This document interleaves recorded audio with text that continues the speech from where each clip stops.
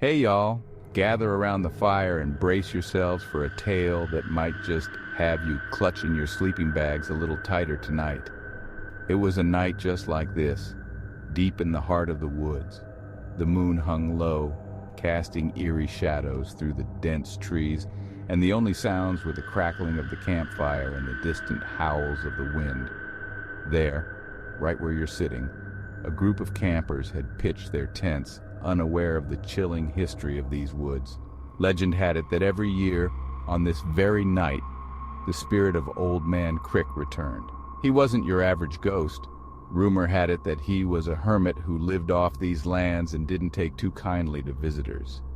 As the campers settled in, one of them, a curious fella by the name of Joe, decided to explore a bit. Armed with nothing but a flashlight, he wandered away from the safety of the firelight. The woods seemed to close in around him, the branches clawing at his clothes, the silence so heavy it was almost suffocating. Suddenly, a cold wind swept through the trees, and Joe heard it, a low, mournful whistle that seemed to come from everywhere and nowhere all at once. He froze, flashlight beam darting frantically through the dark. That's when he saw it, a shadow, tall and thin, moving between the trees, always just out of clear sight.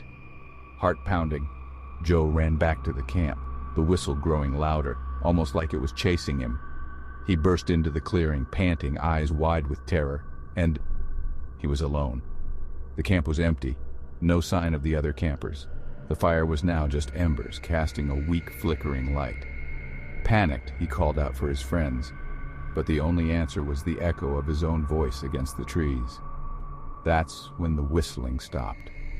Silence. Thick, oppressive silence.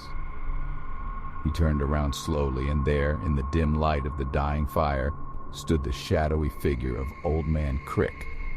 They say Joe was found the next morning, asleep next to the cold ashes of the campfire, a look of sheer horror frozen on his face. His friends were nearby, unharmed, but none of them remembered returning to the campsite. So tonight, as you zip up your tents and try to shake off the chill of our tale, remember to stay close to the fire. And whatever you do, don't wander off alone, because you never know who or what is waiting in the shadows. Sleep tight, y'all.